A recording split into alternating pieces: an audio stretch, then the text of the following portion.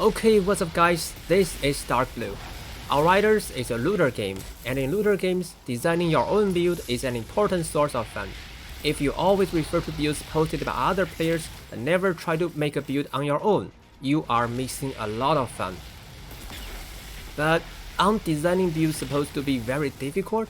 Now don't worry, in this video I'll teach everything you need to know to make your own build. Now remember to like and subscribe, and let's begin. To learn to design a build, you need to first be able to understand a build designed by others. So this shall be our first topic.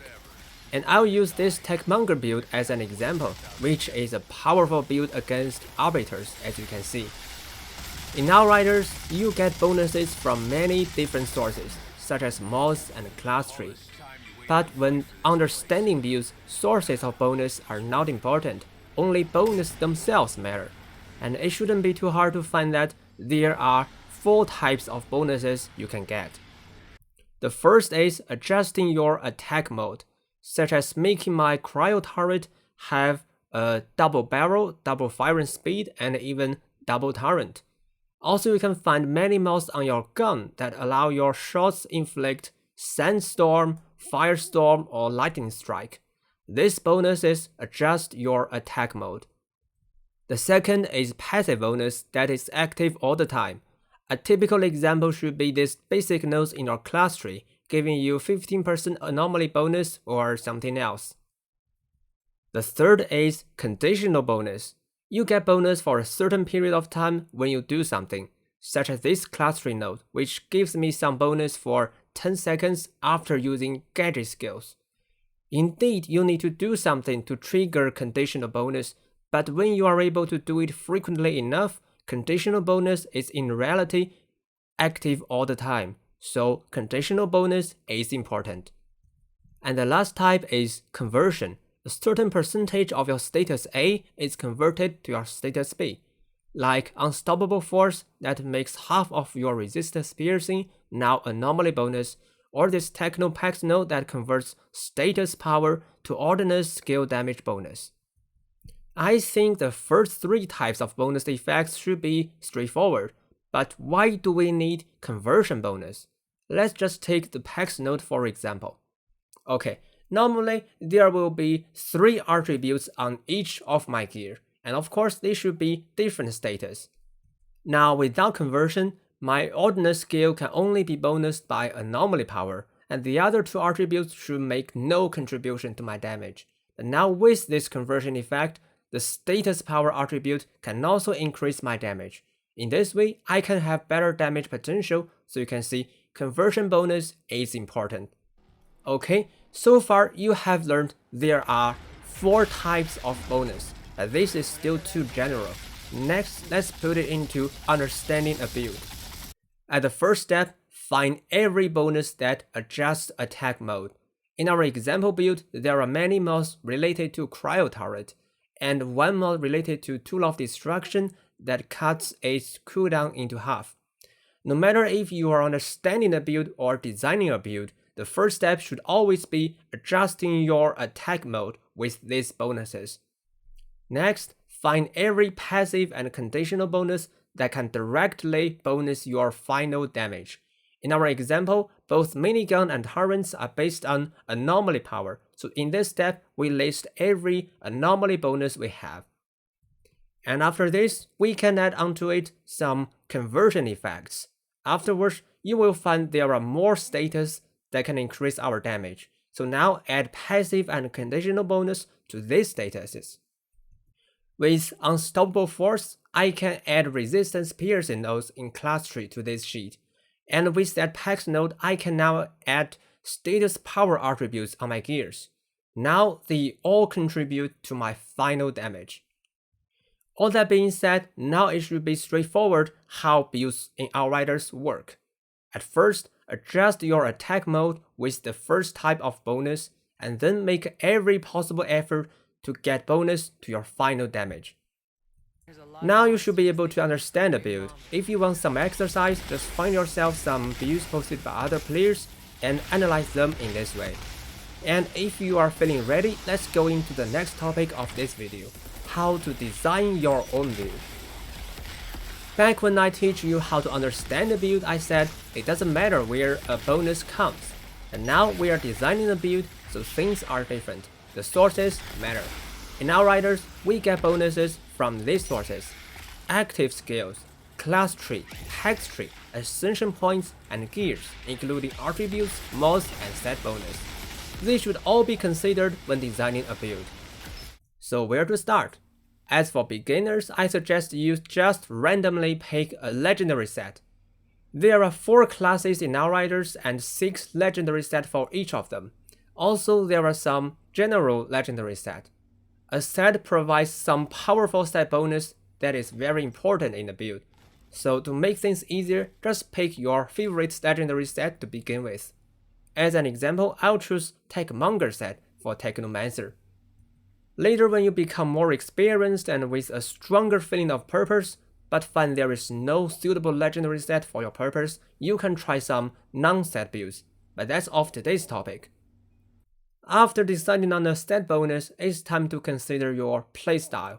There are 2 branches of builds in Outriders: AP builds and FP builds.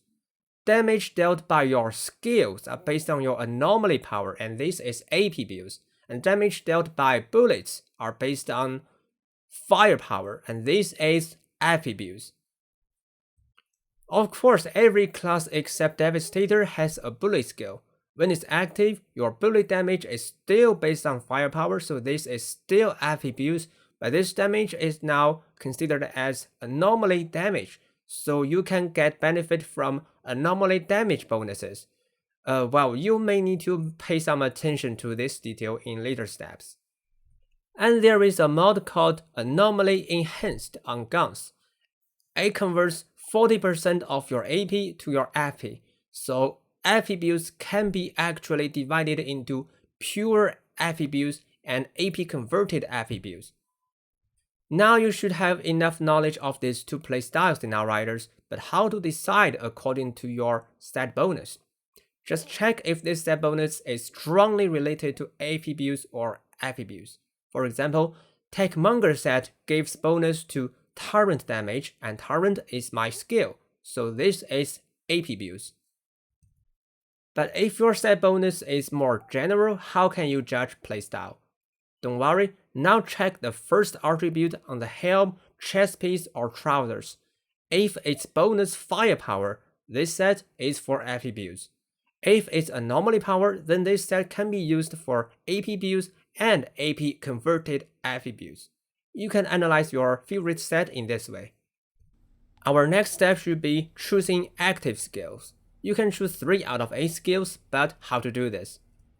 First, check if your set bonus is highly related to certain skills, and remember to check out the mods on your legendary gears. Typically, the mods on the legendary set is gathered around 2 skills, and as you can modify 1 and only 1 mod on each gear, you can use only 1 but at least 1 of these 2 skills. All in all, according to your set bonus and legendary gear mods, you should be able to choose skills easily. For example, Techmonger set is about Torrent, so I choose both 2 Torrent skills. But sometimes this is still not enough to confirm all 3 skills. On such conditions, you should make decisions according to your playstyle and experience. Usually some skills are frequently used in some certain playstyle. As for my example, the minigun skill is a good damage source and thus very often used in AP techno builds, so I choose minigun as my 3rd skill. And of course, in order to have more experience, you can refer to builds posted by other players. You should be able to find them on YouTube and Discord.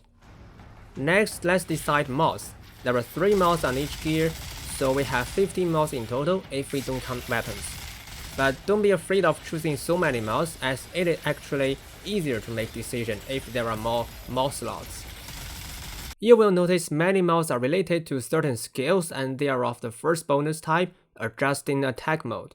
And remember, we have decided all 3 skills. Now just choose some mods to adjust these skills. You can pick up every skill related mod that increases damage. And after this, you should have, well, 6 to 12 mods decided. And next, you just need to choose a few general mods according to your playstyle. Usually I use Captain Hunter, Anomaly Echo, Arms and Anomaly, and all kinds of damage bonus to enemies inflicted with status effects. Now this is our way to decide all mods, simple right? After deciding mods, let's move on to path tree. Usually we just choose a path to follow till the end, and each path is dedicated to certain purpose, like AP builds, FP builds, or a certain skill type. For example, this path I choose is for ordnance skills. So you can just read every node in your path tree, and then it should be easy to decide which path to follow according to your skills and playstyle. Next, we need to decide our class tree, which is a bit complicated and highly relies on your experience.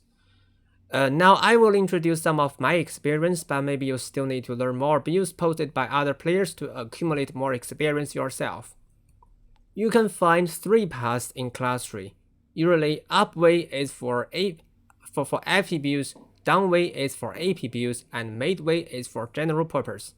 And you can also notice your active skills are divided into 3 categories, and each path in the class tree is mainly about one category of them. So you can choose which path to follow according to your playstyle and skills. There are large nodes and small nodes in class tree. Usually large nodes provide more powerful effect, so grab as many large nodes as possible as long as they are suitable for your purpose. But some small nodes are also important, such as cooldown reduction and resistance piercing, as they are rather rare, so you don't want to miss them. Also, there may be a node that says deal 20% more damage to enemies under 30% of health. This one is also useful and better grab it. Well, besides this, I don't have much to say about class tree. It really depends on your experience. And as for my example, I go first down and then midway till the end. First going down grabs me some anomaly power nodes, and then going midway is because the final node is about gadget skill and cryo torrent is gadget skill. So this design should make some sense. Now the final step should be about ascension points and gear attributes. They both provide some basic status, so this should be easy. Just stack up useful status. For example, bonus firepower and anomaly power are always useful. But in my Techmonger build, status power can also increase the damage of my minigun, so I stack up status power as well. In conclusion, by considering every source of bonus effect, now we can finally finish our build design. And in this chart, I explain the sequence you should follow when thinking. Some steps, like choosing skills and deciding class tree, is heavily dependent on experience. So you need to accumulate it by understanding more skills, more builds, or designing more builds yourself. You can also find a community to chat with other players. With your effort, I believe you will enjoy the fun of making your own build in Outriders, and hope you can have fun. Now, if you like my story and if you want to join me into depths of games, just like and subscribe. Thanks for watching, see you around.